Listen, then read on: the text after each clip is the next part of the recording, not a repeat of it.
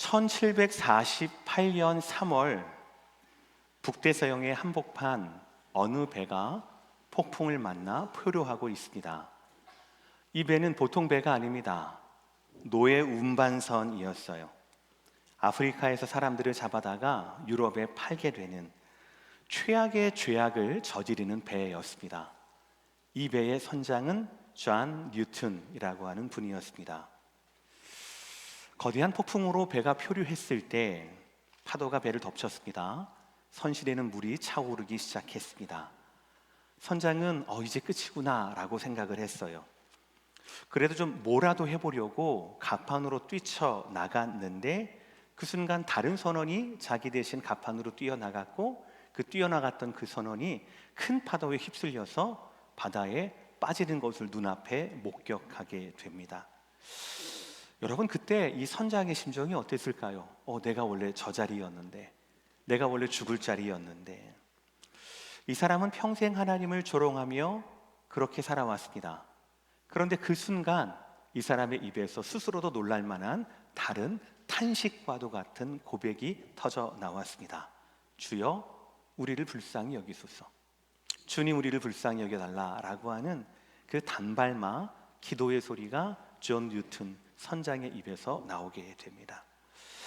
절망의 순간입니다. 더 이상 내 힘으로는 안 되는, 모든 것이 끝날 것 같은 순간이었습니다. 그런데 참 하나님의 은혜가 신비한 것은 그렇게 며칠 동안 표류하던 그 배가 아일랜드 북쪽 어느 해변가에 드디어 안착을 하게 됩니다. 그렇게 해서 세월이 20여 년 지납니다. 1772년 존 뉴턴은 목사가 되었습니다. 그리고 영국의 어느 자그마한 교회의 목회자로 섬기게 돼요. 신년을 맞아서 신년 설교를 준비하면서 좀 남다른 시를 쓰기 시작합니다. 하나님의 감동, 그동안의 자신의 삶을 향한 하나님의 인도하심, 그 인도하심에 마음이 젖어서 이런 시를 쓰게 됩니다. Amazing grace, how sweet the sound that saved a wretch like me. I once was lost, but now I'm found. Was blind, but now. 네, 이 찬송을 짓게 됐어요. 여러분, 이 아름다운 찬송이 어디에서 나온 줄 아십니까? 강단에서 나온 것이 아닙니다. 말씀을 연구하는 책상에서도 아니었습니다. 바로 20여 년 전 폭풍 후 밤, 아무것도 없을 것 같은 그 절망의 밤 가운데 죽음이 정말 코앞에 이르렀던 그 순간, 나도 모르게 내 속에서 주여 우리를 불쌍히 여기소서라고 부르짖던 바로 그 밤에 하나님은 그에게 소망을 보여주셨던 겁니다. 노예 무역선의 선장이었던 자가 이제는 목회자가, 온 세상에서 가장 아름다운 찬송을 쓴 그런 목사가 된 것입니다. 이 가사와 이 시뿐만 아니라 그의 삶이 진실로 어메이징 그레이스 아니겠습니까? 여러분, 혹시 여러분들도 이런 폭풍 속에 갇혀 있다고 생각하십니까? 여러분이 생각한 안전하다고 생각하는 그 선실에 지금 물이 차오르고 있습니까? 이제 정말 끝이구나, 아무것도 할 수 있는 것이 없구나 라고 자괴감만, 병만 느끼고 계십니까? 그것을 느끼고 계시다라면 저는 하나님께서 오늘 주시는 예레미야 33장 3절의 말씀을 가지고 여러분에게 전해드릴 말씀이 있습니다. 첫 번째는 기도는 저와 여러분의 본능이 아니라 하나님의 초청이라는 겁니다. 우리 다 함께 읽어볼까요? 우리 다 함께 우리 첫 번째 대지의 제목입니다. 대지의 제목 시작. 기도는 우리의 본능이 아닌 하나님의 초청입니다. 1절 말씀 제가 읽을게요. 에레미야가 아직 시위대 뜰에 갇혀 있을 때에 여호와의 말씀이 그에게 임하니라. 아직 시위대 뜰에 갇혀 있을 때, 시위대 뜰이라고 하는 것은 왕궁 안에 경비대를 말하는 겁니다. 그 경비대의 사무소, 그들의 구치소 이런 것들이지요. 에레미야는 지금 거기에 갇혀 있습니다. 왜 그렇습니까? 잘못을 저질렀을까요? 아니면 어떤 일들이 발각이 되었을까요? 그렇지 않습니다. 에레미야는 하나님의 감동으로 주신 말씀을 그대로 선포했을 뿐입니다. 바벨론이 공격하고 있다. 그러나 이것 하나님의 뜻이다. 바벨론에 항복해라. 그것이 하나님의 뜻이다. 그러나 바벨론이 우리를 정복하고 난 후 70년 뒤에 하나님은 우리를 결국 궁극적으로 회복하실 것이다. 우리의 소망은 바벨론이나 애굽, 이번 강대자, 또 다른 강대가자가 아니라 말씀하시는 하나님이시다. 우리를 회복시킬 하나님이시다. 회개하고 하나님의 심판을 받아들여야 한다라는 말씀이었습니다. 이 하나님의 말씀을 하나님 말씀대로 전하니 하나님 말씀을 모르던 다른 사람들은 반역자라고 이야기하면서 에레미야를 잡아 가둔 것입니다. 심각한 건 성 밖에는 이미 바벨론 군대가 둘러싸여 있습니다. 성 안에는 백성들이 식량이 떨어져서 굶어 죽고 있는 판입니다. 곧 이어 성벽이 무너질 겁니다. 성전은 불탈 겁니다. 백성들은 뿔뿔이 흩어질 겁니다. 여러분, 왜 이렇게 되었을까요?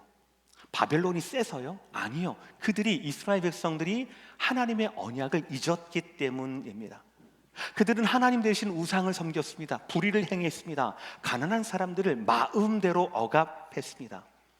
하나님께서 하나님의 사람들을 보내셔서 거듭 안 된다라고, 하나님 사람들은 하나님의 방법대로 살아야 한다라고 경고했음에도 불구하고 그들은 그것을 듣지 않습니다. 그래서 지금 그 결과로 하나님의 심판이 임하고 있었다라는 것이죠. 여러분, 이처럼 에레미야는 옥에 갇혔습니다. 나라는 망하고 있습니다. 백성들은 죄를 저지르지만 더욱 중요한 것은 그 죄가 잘못되었다고 회개하지 않는 가운데 있습니다. 모든 것이 끝났습니다. 모든 것이 끝났어요. 절망입니다. 어느 하나 소망을 둘 데가 없어요. 그런데 바로 그 순간 모든 것이, 하나님의 사람도 하나님의 나라도 하나님의 백성도 그 빛을 잃어버리고 어둠 가운데, 옥 가운데, 벽 가운데 갇혀 있었던 완벽한 절망의 그 순간 하나님께서 오늘 말씀을 하세요. 오늘 3절의 첫 번째 문장입니다. 다 함께 시작. 너는 내게 부르짖으라. 여러분, 오늘 말씀, 물론 여러분이 평소에 외우는 말씀일 수도 있습니다. 에레미야 3:33, 우리에게 기도를 강조하고 은혜가 되게 하는 말씀이기도 합니다. 그런데 오늘 말씀에서 가장 중요한 포인트는 바로 이것입니다. 너는 내게 부르짖으라 라고 하는 이 첫 문장, 이 첫 명령, 누가 하신 말씀인가요?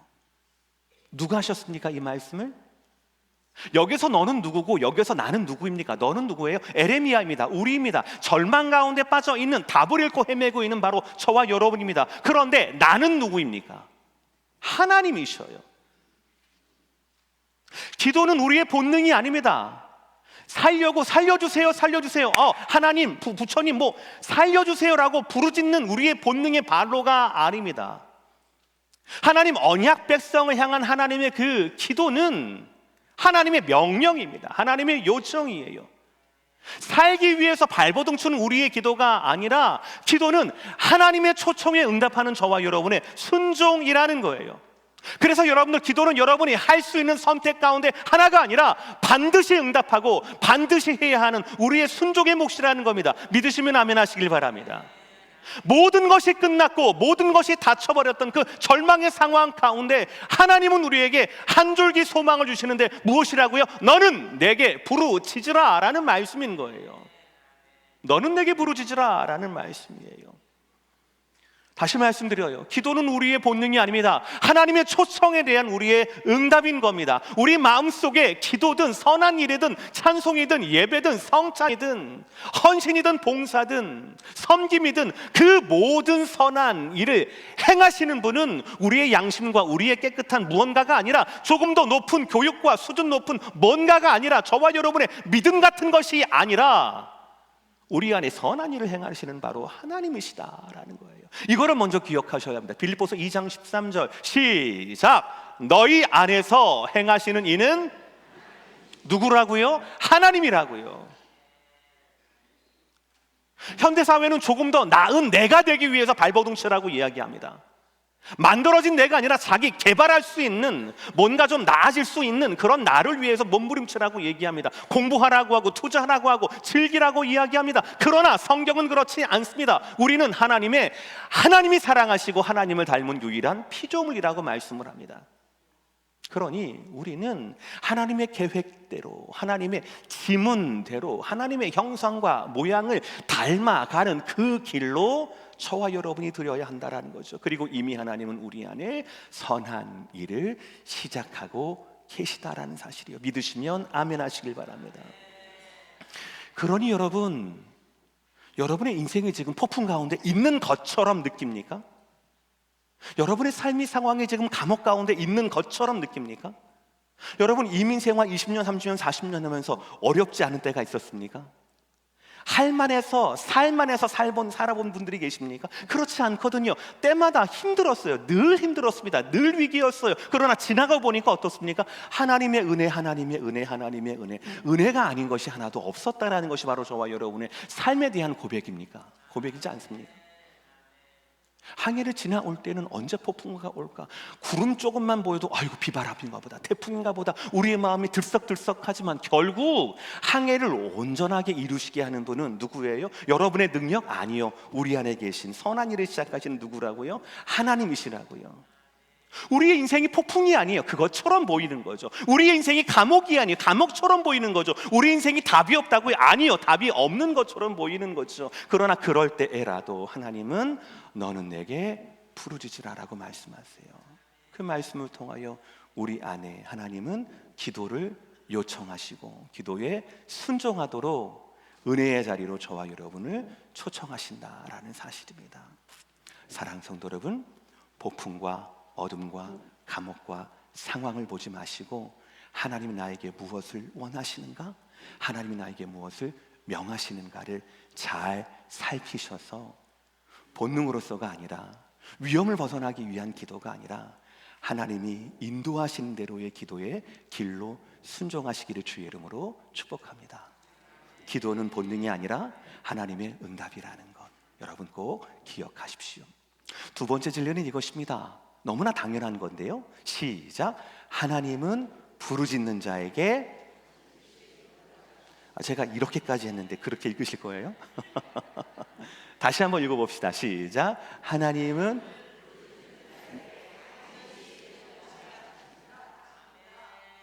우리의 입장에서 기도의 초청보다 더 중요한 게 있어요. 하나님 우리를 기도로 초청하시고 난 다음에 기도해봐. 근데 뭔 일이 일어날지 모르겠네 라고 하시면 얼마나 기운 빠진 일입니까? 그게 제대로 된 초청이 아닌 거잖아요. 그렇죠? 근데 하나님 뭐라고 말씀하세요? 우리 다 함께 시작. 너는 내게 부르짖으라. 내가 내게 응답하겠고. 여러분 여기에서 인칭 대명사가 어떻게 쓰이는지를 보세요. 너는 내게, 내가 내게 라는 거예요. 하나님과 우리가 무엇으로 연결된다는 말씀이에요? 기도와 응답으로 연결된다는 거예요. 기도와 응답으로 연결되는 거죠. 그러니까 기도와 응답으로 연결된, 너는 내가 너에게, 이런 말씀이지 않습니까? 이렇게 연결된다라면 우리를 가둘 수 있는 폭풍이 어디 있습니까? 우리를 가둘 수 있는 감옥이 어디 있어요? 어디에서나 하늘나라라고 고백할 수 있지 않겠냐고요. 여러분 보통 우리가 응답이라고 하면 뭘 떠올리셔요?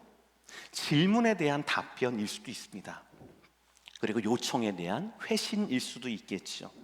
그러나 히브리 단어에서 응답하겠고라고 하는 저 응답이라는 것은 굉장히 독특한 뜻을 가지고 있어요. 책임 있게 개입하여 대답한다라는 뜻이에요. 책임 있게, 중요해요. 개입하여 대답한다라는 겁니다. 우리 주변은 이렇게 책임 있게 개입하여 대답한다라고 하는 것은 제가 보기엔 한 가지밖에 없어요. 부모의 사랑이에요. 부모의 사랑입니다. 특히 아이가 3, 4살 때까지 스스로 생각하거나 스스로 먹거나 스스로 걸을 수 없을 때 부모가 책임을 가지고 개입하여 대답하는 겁니다. 그래서 어느 마트나 식당이나 아이가 사고 치면 그 뒷수습 누가 합니까? 부모가 해요. 그렇죠? 부모가 그런 겁니다. 그런데 그 부모도 글쎄요, 애가 이제 미운 7살 되고 이렇게 좀 지 말대로 하고 뭐 지 생각이 있다라고 해서 말 따박따박 말대답하면은 점점 책임감 있게 개입하기 싫어하는 것이 저만의 마음인지는 모르겠습니다. 어쨌든 그래요. 우리 부모의 사랑도 하나님의 사랑과 너무나 닮아 있는데 너무나 제한적이라는 거예요. 그럼 어디서 찾을 수 있을까? 찾을 수 없어요. 근데 쉽게 말씀드릴 수가 있어요. 여러분의 몸이 갑자기 아프기 시작했어요. 원인은 잘 모릅니다. 그럼 당연히 뭘 해야 됩니까? 병원을 가서 선생님을 만나야 되는 거죠. 그런데 선생님 만나기 전에 걱정이 있어요, 없어요? 걱정이 있어요. 왜냐하면 우리 모두가 겪는 것이지만 너무나 오래 걸립니다. 주치의를 만나는 것도 시간 잡아야 되죠. 리퍼럴 받아가지고 또 하는 것도 예약 잡고 시간을 잡아야 되죠. 검사하는 것도 또 시간을 잡아야 되죠. 검사하고 난 다음에 뭐 수술할 거냐 약물 치료할 거냐 요것도 또 시간을 잡아야 되죠. 그래서 아프다부터 시작해서 수술합시다까지 얼마나 오래 걸리는지 모릅니다. 또 거기에 주례가 하나가 있죠. 뭡니까? 보험회사. 보험회사가 이 약을, 이 치료법을, 이 검사를, 이 수술을 결정할지 말지, 받아들일지 안 받아들일지 그것도 오래 걸립니다. 그러니까 아파서 급한데, 아파 죽겠는데도 불구하고 참아야 되고 누구 하나 내 아픔 가운데, 누구 하나 내 병 가운데 책임 있게 개입해서 대답해 주는 사람이 아무도 없는 거예요. 그게 시스템이에요. 그래서 이민자인 우리는 어떻게 합니까? 약 먹고 참아요. 대부분은 그럴 수밖에 없으니까. 그런데 오늘 하나님께서 말씀하시는 내가 내게 응답하겠거라는 응답하겠거는 전혀 다른 겁니다. 책임 있게 개입하셔서 대답해 주시는 거예요. 병원에 전화 예약해서 선생님 스케줄이 언제 됩니까? 휴가는 좀 어떻게 피할 수 있을까요? A 선생님, B 선생님 두 선생님 다 휴가 피해가지고 이날을 잡아주세요. 그게 안 된다고 그러면 한 달 뒤로 보험회사는 왜 연락이 안 되는 겁니까? 아니요, 우리가 할 수 있는 건 아무것도 없어요. 보험회사 연락이 와야 합니다. 뭐 이런. 그러나 기도는 다르다라는 거예요. 기도에 대한 응답은 다르다라는 겁니다. 기도하면 응답하신다는 겁니다. 어떻게 해요? 하나님이 직접 개입해 주신다는 거예요. 직접 응답해 주신다라는 겁니다. 예약하고 기다리는 것이 아니라 내게 직접 찾아와 주셔서 나를 만나 주시고 개입해 주신다, 해결해 주신다라는 것이죠. 여러분, 그런데 왜 하나님은 이렇게 확실하게 응답하실까요? 하나님의 응답은 왜, 제가 반드시라는 부사를 썼는데 왜 반드시 응답하실까요? 왜냐하면 하나님의 언약 때문에 그래요. 약속 때문에 그래요. 하나님은 이스라엘 백성들과 변하지 않는 언약을 맺으셨습니다. 처음은 아브라함이었습니다. 아들 이삭이었어요. 손자 야곱이었습니다. 각자의 신앙과 각자의 상황과 믿음의 수준이 다 다름에도 불구하고 하나님은 그들에게 일방적으로 언약을 주셨어요. 이스라엘 모든 백성들에게는 모세를 통하여서, 그리고 다윗을 통하여서 언약을 주셨다라는 거예요. 그 언약의 내용이 뭐예요? 너희는 내 백성이고 나는 너희의 하나님이라라는, 너희는 내 백성이고 나는 너희의 하나님이라라는 것이죠. 오늘 말씀하고 똑같습니다. 너는 내게 부르짖으라 내가 내게 응답하겠고 라고 하는 말씀하고 똑같은 거죠. 지금 이스라엘 백성들이 왜 지금 바벨론을 통한 심판 가운데 있다고요? 언약을 저버렸기 때문에 그래요. 하나님은 이 말씀을 잊지 않습니다. 에레미야 33장 20절 21절 너희가 능히 낮에 대한 내 언약과 밤에 대한 내 언약을 깨뜨렸다. 또 내 종 다윗에게 세운 나의 언약도 깨뜨렸다라는 거예요. 그 결과가 지금 심판이라는 거예요. 해를 향한 달을 향한 내 일반적인 언약도 너희가 깨뜨렸고 특별한 다윗을 향한 나의 언약도 너희가 깨뜨렸다라는 겁니다. 그럼에도 불구하고 너희가 나를 향한 언약을 깨뜨렸음에도 불구하고 나는 너희에 향한 언약을 잊지 않았다. 그러니 나는 너희에게 책임감 있게 개입하여 대답한다. 나는 너희의 기도에 반드시 응답한다라는 말씀이에요. 이 말씀 시편 89편 34절 시작. 내 언약을 깨뜨리지 아니하고 내 입술에서 낸 것은 변하지 아니하리로다. 할렐루야. 이것이 반드시 그 언약과 약속과 말씀을 지키시는 하나님의 근거예요. 착한 일을 해서가 아니라, 열심히 기도해서가 아니라, 하나님께서 우리에게 주신 약속의 근거, 반드시 책임감 있게 개입해서 대답하신다라는 그 약속, 확실한 반드시 근거하는 그 응답의 근거가 바로 하나님의 언약이라는 것이죠. 근데 여기서 오해하면 안 될 것이 있습니다. 반드시 응답하신 하나님의 응답은 하나님 편에서 지키시는 응답이기 때문에 당연히 우리의 방법, 우리의 시간표가 아닙니다. 하나님의 뜻은 하나님의 방법대로 하나님의 때에 이루어진다라는 사실이요. 이거 잊지 마셔야 합니다. 따라합시다. 하나님의 뜻은 하나님의 방법대로 하나님의 때에 이루어집니다. 오늘 에레미야를 보세요. 너는 내게 부르짖으라 내게 내가 응답하겠고 라는 말씀 들었잖아요. 그렇다고 해서 다음 날 바로 감옥이 풀려졌습니까? 왕이 내가 그동안 몰라봤습니다 이렇게 얘기했습니까? 그렇지 않거든요. 에레미야서를 쭉 보다 보면은요, 에레미야는 지금 이 시위대 이 감옥에서 또 다른 감옥으로 또 시위대 안으로 계속 계속 감옥에 있어요. 그리고 바벨론이 와서 함락이 되고 나서야 에레미야가 풀려납니다. 이거 뭐 슬퍼해야 할지 기뻐해야 될지 모르는 그런 상황 아니겠습니까? 그러면 우리는 그렇게 생각해요. 응답 안 하신 거 아니야? 라고 생각할 수 있습니다. 아니요, 오해입니다. 하나님의 응답은 하나님의 방법대로, 우리 인간의 방법이 아니에요. 하나님의 시간입니다. 내가 기다리고 내가 원하는 그 시간이 아니에요. 하나님은 응답하십니다. 뭐라고 응답하실까요? 하나님은 그전에도 말씀하셨어요. 70년 후에 이스라엘을 회복시킬 것이다 라는 거예요. 그런데 이것은 쌓인 예표에 불과합니다. 70년 후에 이스라엘을 회복시키고 난 후에 궁극적으로는 하나님은 이 언약을, 이 자유함을 이스라엘 백성, 이스라엘 민족뿐만 아니라 예수 그리스도를 통하여서 모든 백성들에게, 믿음으로 연결된 모든 민족과 열방에게 행하신다라는 것이 오늘 에레미야를 통한 하나님의 언약, 오늘 반드시 응답하시는, 책임감 있게 직접 개입해서 대답하시는 하나님의 응답이라는 것이에요. 여러분, 어두운 상황 가운데, 힘든 상황 가운데, 아프고 아침이 오는 것이 기다려지지 않는 그런 하루하루를 보내시는 분이 계신 줄 압니다. 기도도 했지요. 그러나 응답이 없어요.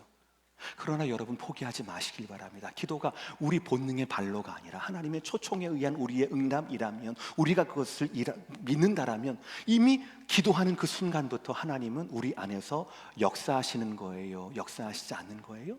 역사하시는 거예요. 기도하는 그 순간부터 비가 옴에도 불구하고 어렵게 빗길에 운전하시는 거 어려워요. 쉽지 않습니다. 미끄럽습니다. 미리 브레이크를 3-4번 밟으셔야 합니다. 안 그래야 안 미끄럽거든요. 힘들거든요. 사실 익숙하지가 않거든요. 그리고 주차장 저 멀리에서 여기까지 오기에 비를 또 얼마나 많이 맞으셨겠습니까? 간뜩 이렇게 차려입고 왔는데 얼마나 힘드십니까? 그렇죠. 그럼에도 불구하고 우리 마음 가운데 예배에 대한 마음과 사모함에 대한 마음과 말씀에 대한 기대의 마음을 주신 분이 누구라고요? 김 목사라고요? 하나님이시라고요. 하나님. 기도하는 그 순간부터 하나님은 여러분을 통하여서 일하고 계시다라는 거예요. 일하시는 하나님의 언약은 여전히 변하지 않습니다. 내가 내게 응답하겠고, 이 약속은 지금도 유효합니다. 그러니 사랑하는 성도 여러분, 하나님의 언약을 붙잡고 계속 기도하십시오. 하나님은 반드시 가장 좋은 방법으로 가장 좋은 때에 여러분에게 큰 일을 보여주실 것입니다. 마지막 3번째 말씀이에요. 하나님은 우리가 상상할 수도 없는 은혜를 준비하셨다라는 겁니다. 오늘 말씀의 클라이막스입니다. 우리 3절 하반절의 말씀 다 함께 읽어보겠습니다. 시작. 내가 알지 못하는 크고 은밀한 일을 내게 보이리라. 쉽게 말하면 이겁니다. 내가 결코 알 수 없는, 완전히 닫혀 있지만 그런데도 어마어마한 큰 일을 내가 너에게 보여줄 거다라는 거예요. 자, 그럼 구체적으로 하나님께서 에레미야에게 주셨던 이 회복은 무엇입니까? 70년 후에 바벨론 포로에서 돌아오는 것이고 예루살렘이 재건될 것이라고 이미 말씀을 하셨어요. 그러나 사실은 그보다 훨씬 더 큰 일이 있었어요. 사실 이거는요, 에레미야가 상상하고 에레미야가 소원하는 일 중에 하나였을 겁니다. 선지자였으니까 늘 재건되는 것, 예배가 되고 하나님에 대한 경건이 회복이 되는 나라를 꿈꿔왔을 테니까요. 그러나 예레미야가 생각하지도 못한 더 큰 일들을 하나님은 예비해 두셨어요. 31장 31절 33절 좀 큰 소리로 한번 읽어봅시다. 하이라이트 키 시작. 보라, 날이 이르리니 내가 이스라엘 집과 유다 집에 새 언약을 맺으리라. 내가 나의 법을 그들의 속에 두며 그들의 마음에 기록하여 나는 그들의 하나님이 되고 그들은 내 백성이 되리라. 할렐루야. 하나님의 언약의 실체입니다. 나는 너희의 하나님이, 너희는 나의 백성이. 오늘 33장 3절, 너는 내게, 내가 너에게. 하나님의 언약은 우리를 하나님의 특별한 관계 안으로 들여놓는다라는 하나님의 약속입니다. 그 언약이 예수 그리스도를 통하여서 새 언약으로 우리에게 확정이 되었습니다.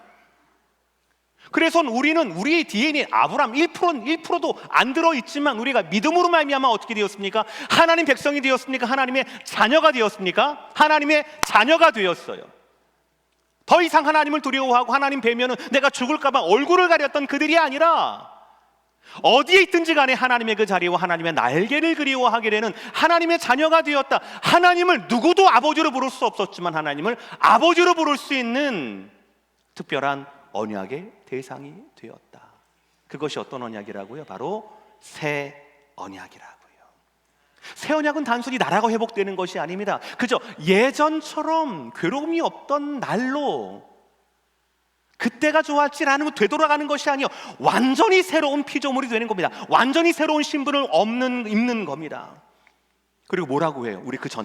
우리의 속에 하나님 언약을 새겨주시고요, 그들의 마음에 이 언약을 기록해 주신다라는 겁니다. 여러분, 선지자 에레미야가 이 하나님의 말씀과 언약을, 이 새 언약이라고 하는 이 띠을 이해했을까요? 아니, 상상할 수 있었을까요? 아니라고 저는 생각해요. 새 언약이 뭐지? 분명히 새 언약이라고 말씀하셨는데 그런데 하나님이 우리의 마음에, 우리 속에 법을 기록하신다고? 돌판도 아니고 성경도 아니고 파피루스도 아니고 우리 마음에 그 법을 새기신다고? 이게 어떻게 가능하다는 말씀이지? 궁금해했을 겁니다. 왜냐하면 에레미야에게는 닫혀있는 하나님의 계획이었거든요. 그러니 에레미야는 당시 몰랐을 거예요. 때가 되지 않았으니까. 그런데 우리는 압니다. 우리는 하나님의 궁극적인 새 언약이 누구를 통하여 성취된 것을 압니까? 바로 예수 그리스도, 하나님의 아들이신 예수 그리스도를 통하여서. 너무 감사하고 귀하게도 오늘 우리는 설교 후에 성찬식을 하게 됩니다.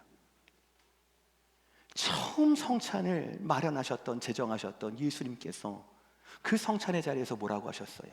누가복음 22장 20절 말씀 시작. 이 잔은 내 피로 세운 새 언약이니 라고 말씀하셨어요.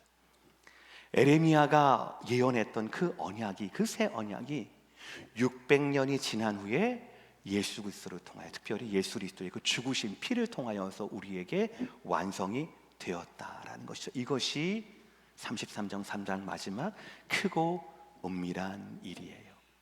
네가 생각하지 못했던 네 상식과 경험과 네 소원, 거룩한 소원이긴 하지만 한 나라의 회복이 아니라 믿음으로 연결된 온 열방의 회복. 그래서는 미국에 있는 우리 한인들이 이렇게 예배하고 이렇게 성찬하고 2000년 전 예수 그리스도의 그 피를 기념하는 것 아니겠습니까? 기적 아닌가요? 기적? 참 희한한 일 아닌가요? 정말 이것이야말로 어메이징 그레이스 아니겠습니까? 메시아가 오셔서 십자가에 그 피를 흘리시고 그 피로 우리의 죄를 사하시고 그뿐 아니라 부활하셔서 우리에게 영원한 생명의 표징이 되신 것. 온전한 복음과 그 온전한 복음을 온전한 믿음으로 받아들이는 지금 우리들, 이것이 바로 크고 은밀한 일이라는 것입니다. 이것이 우리가 기다려야 할 하나님이 책임지고 개입하여 대답하시는 하나님의 응답이라는 거예요. 폭풍우는 지나가면 다른 폭풍이 몰려옵니다. 2026년에도요, 제가 예언 하나 할까요? 뉴스 방송국들이, 뉴스 앵커가 실업자가 될 일은 없을 겁니다. 온갖 땅에서 우리를 기분 나쁘게 하고 우리를 불안하게 하는 소식들은 엄청나게 들려올 겁니다. 전혀 새로운 곳에서 전쟁이 일어날 수도 있고요, 정치적인 문화적인 그런 격변을 겪을 수도 있습니다. 돌풍을 지나니 태풍이 오고요, 태풍을 지나니 허리케인이 오는 것이 저와 여러분의 인생입니다. 그럼에도 불구하고 저와 여러분이 평안할 수 있는 것은 바로 뭡니까? 너는 내게, 내가 너에게 라는 이 말씀이 언약의 하나님입니다. 성찬을 통하여서 예수 그리스도의 피를 통하여 참여하게 되는 예수 그리스도와의 연합이라는 것이죠. 사랑하는 성도 여러분, 어떤 폭풍 가운데 있든 어떤 깊은 감옥과 외로움 가운데 있든 여러분은 결코 혼자가 아닙니다. 여러분 안에서 선한 일을 시작하시는 그리스도의 영이 여러분과 함께 있다라고 하는 것, 이것을 믿고 붙잡으시기를 주의 이름으로 축복합니다. 세 가지 말씀드릴게요. 첫 번째, 그럼 어떻게 살아야 하느냐? 오늘부터 매일 하나님께 부르짖으셔야 합니다. 그래서 다음 주에 안녕하세요 이렇게 하지 마시고요, 막 이렇게 목소리를 세게 하라는 게 아니고요, 진심으로 전심으로 그렇게 부르짖으라라는 겁니다. 특별히 여러분들 계속 광고하고 있지만 우리 VIP를 위해서 기도하십시오. 저는 계속 기도하고 있습니다. 여러분이 VIP를 위해서 기도할 때마다 하나님, 저는 잘 모르지만 하나님 이름이 떠오르게 하시고 얼굴이 떠오르게 하시고, 그래서 이름만 얼굴만 떠오르는 것이 아니라 그를 향한 하나님의 그 마음, 잃어버린 마음을 우리가 느끼게 하여 주옵소서. 그래서 내가 그 사람을 위해서 기도하지 않고는 못 베기는, 그 사람에게 전도하지 않고는 못 베기는, 우리 교회 주보를 가지고 우리 교회 김 목사 설교를 보내지 않고는 못 베길 수 있는 그런 마음들을 우리 가운데 허락해 주십시오라고 계속 기도하고 있어요. 여러분들 계속 오늘 설교 중에서도 아니면 길 가다가 아니면 운전하시다가 가끔 옛 친구가 생각이 나시거나 그 사람 영적으로 그 사람이 지금 교회를 다니나? 그 사람이 신앙을 잃어버렸나? 라고 하는 생각이 드신다라고 하면 그건 이상하다, 내가 늙었나? 이게 아니에요. 김 목사의 기도 응답인 줄 믿으시기 바랍니다. 기도하셔야 합니다. 여러분을 위해서가 아니라 다른 사람의 영혼을 위해서 한번 기도해 보셔요. 다른 사람의 영혼을 위해서 기도하셔야 하는 겁니다. 그래서 선교와 전도에 최선을 다해야 되는 겁니다. 두 번째, 어떻게 살아야 합니까? 하나님의 응답을 신뢰하며 기다려야 한다라는 것이죠. 내가 원하는 방식이 아니라 하나님 방식으로, 내 스케줄대로가 아니라 하나님의 뜻대로, 하나님의 때대로 하나님의 응답이 온다라는 것 기억하십시오. 포기할 이유가 하나도 없습니다. 마지막 세 번째, 다 함께 읽어봅시다. 시작. 셋째, 아직 보지 못한 은혜에 대해 미리 감사하십시오. 올해도 우리가 추수감사 편지를 쓰게 될 것입니다. 보니까 올해는 우리 아이들이 교육부서에서도 아이들도 쓴대요. 그래서 크리스마스 추리처럼 거기서 걸어놓은대요. 너무 풍성한 온 세대가 함께 하나님께 감사하게 되는 시간이 될 것 같습니다. 그래서 여러분께 숙제를 하나 더 내리려고 합니다. 이거를 여러분은 작성을 하실 때 한 가지 더 부탁을 드릴게요. 그동안 우리는 감사한 것, 우리 현재와 우리 과거에 이루어졌던 것 중에 감사한 것을 뽑아서 감사의 제목으로 두셨잖아요. 거기 플러스 오늘 에레미야처럼 하나님이 내가 알지 못하는 크고 비밀한 일을 내가 보이겠다라고 하셨지 않습니까? 하나님이 미리 주실 것들에 대해서 감사하며 글로 옮겨보시길 바랍니다. 하나님, 내가 올해 받은 복뿐 아니라 앞으로 예비될 복도 미리 감사합니다. 미리 주실 것을 위해서 감사합니다. 하나님, 나를 위해 준비하신 일들이 있지 않습니까? 하나님, 그 일을 내가 미리 감사합니다 라고 선포하시고, 기도로 선포하시고 이 문장으로도 한번 선언해 보시기를 바랍니다. 그렇게 고백하시길 바랍니다. 오늘 우리는 이 시간 곧바로 이어서 성찬을 나누게 될 겁니다. 성찬을 통하여서 우리는 예수 그리스도의 새 언약의 피를 나누게 될 겁니다. 그리고 그것이 하나님께서 오늘 예레미야를 통해 약속하신 크고 은밀한 일입니다. 예수 그리스도의 복음이야말로, 그분의 십자가이어야말로 저와 여러분이 놀래야 할, 저와 여러분의 어메이징 그레이스입니다. 지금 여러분이 어떤 폭풍 가운데 있든, 어떤 감옥 가운데 있든, 어떤 어둠 가운데 있든 포기하지 마십시오. 여러분은 결코 혼자가 아닙니다. 어디에 계시든 하나님께 부르짖으면 하나님께서 책임감을 가지시고 직접 여러분의 삶 가운데 개입해 주실 겁니다. 십자가의 죽음과 고통 가운데 그 아들을 홀로 보내셨던 하나님께서 같은 마음으로 저와 여러분의 삶에도, 저와 여러분의 외로움에도, 저와 여러분에도 곤란함에도 찾아오신다라고 오늘 분명히 말씀하셨습니다. 성찬을 통하여, 말씀을 통하여 확인하는 오늘이 얼마나 복된지 모르겠습니다. 여러분 다 함께 눈을 감으시고요, 성찬을 기도로 준비합시다.